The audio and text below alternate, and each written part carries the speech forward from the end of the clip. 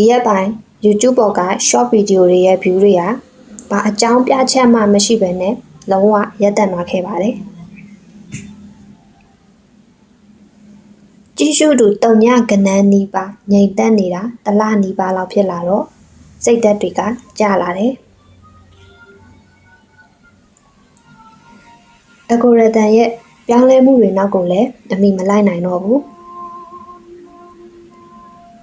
အဲ့ဒါနဲ့ပဲဗီဒီယိုအသစ်တွေကိုလည်းအရင်လိုမျိုးဆက်တိုက်မတင်ဖြစ်တော့ဘူး digital burnout ဖြစ်သွားရလို့ပြောရမှာပေါ့အဲ့လိုနဲ့ပဲအခန်းထဲမှာပဲဇက်ကားတွေကြည့်ရင်းနဲ့ပဲအချိန်လေးကုန်ဆုံးဖြစ်ခဲ့တယ်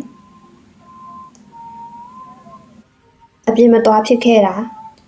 လူမှုဘဝဝင်ကျင်တဲ့ဝေးကွာနေတာတွေကစိတ်ကိုပုံမိုးလေးလံထိုင်းမိုင်းလာစေခဲ့တယ်ဒါနဲ့ပဲအပြင်သွားမှဖြစ်တော့မယ်ဆိုပြီးလုံမနီပန်းချံဘက်ကိုသွားဖြစ်ခဲ့ပါတယ်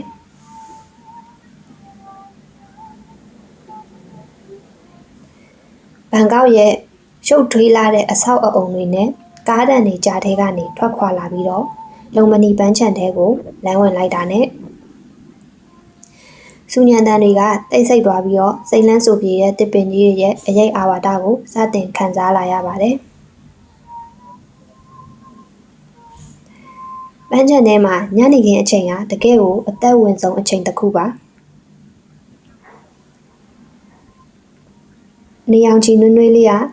တည့်ရွက်စိမ့်စိမ့်နေကြတဲ့ကနေဖြာကျနေပြီးနှိုးပြရဲ့မွန်းကျဲမှုတွေကိုမေ့ပြောက်သွားစေဖို့လုံလောက်တဲ့အလတရားတွေကိုပိုင်ဆိုင်ထားပါတယ်ဒီနေရာမှာဖြတ်တန်းသွားလာနေကြတဲ့လူတွေကိုကြည့်ရင်းနဲ့ကိုယ့်ရဲ့စိတ်ပီစီမှုတွေဟာတဖြည်းဖြည်းလျော့ပါသွားတာကိုခံစားရပါတယ်လမ်းလျှောက်နေတဲ့လူတွေရေပန်းကိုငေးနေတဲ့လူတွေနဲ့ညနေခင်းရဲ့အေးချမ်းမှုတွေကိုအပြည့်အဝခံစားနေကြတဲ့လူတွေကိုဒီနေရာမှာအမြဲတွေ့မြင်နိုင်ပါတယ်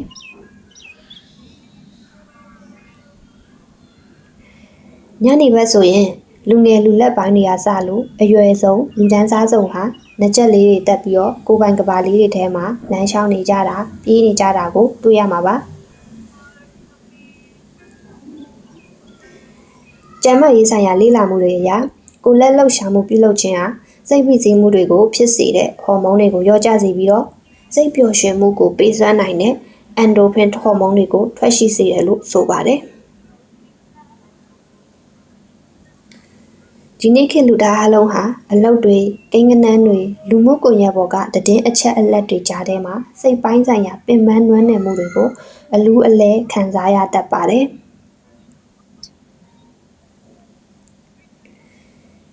ဒီချိန်မျိုးမှာအကောင်းဆုံးကုထုံးကတော့တဘာဝတရားစီကိုပြန်သွားပြီးခန္ဓာကိုယ်ကိုလှုပ်ရှားပေးဖို့ပါပဲအဲ့လိုလှုပ်ခြင်းအပြင်စိတ်ပီစီးမှုတွေရောကြလာမယ်အသွေးမြင်သစ်တွေရရှိလာမယ်နေ့စဉ်လမ်းလျှောက်ခြင်းဒါမှမဟုတ်ပြေးခြင်းကနှလုံးနဲ့သွေးလည်ပတ်မှုကိုကောင်းမွန်စေမယ်စတဲ့အကျိုးကျေးဇူးတွေကိုရရှိစေမှာပါမိတ်ဆွေတို့စိတ်ဖိစီးမှုတွေများလာပြီဆိုရင်အခန်းပြင်ဘက်ကိုထွက်ခဲ့ပါအနီးနားမှာရှိတဲ့ပန်းချံတစ်ခုကိုတွားပြီးညနေခင်းအချိန်လေးမှာတစ်ခါလောက်တွားပြေးကြည့်ဒါမှမဟုတ်လမ်းလျှောက်ကြည့်ပါ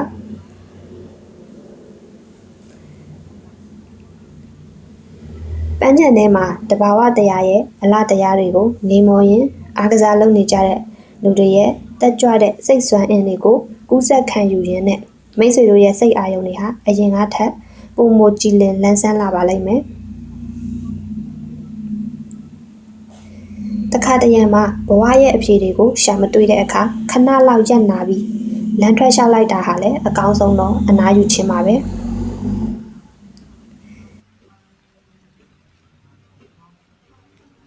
အပြေးလမ်းပေါ်မှာခြေလမ်းတက်လန်းချင်းစီလျှောက်လိုက်တိုင်းလေကိုဝဝရှူတွင်းလိုက်တိုင်းရင်ထဲကမုန်းကျက်မှုတွေဟာတစဆချင်းပါလျသွားတာကိုတိတိတတ်တာခံစားရပါလိမ့်မယ်သွေးလည်ပတ်မှုတွေမြန်ဆန်လာပြီးချွေးတွေထွက်လာတဲ့အခါအခန်းထဲမှာအောင်းနေခဲ့တဲ့စိတ်ညစ်စရာတွေအလုံးလွင့်စင်သွားတယ်လို့မျိုးစိတ်ပေါ်ပါမှုတွေကိုရရှိစေမှာအမှန်ပဲဖြစ်ပါတယ်အားလုံးကိုကျေးဇူးတင်ပါတယ် Mowan Drive YouTube Channel က Mowan ဖြစ်ပါတယ်။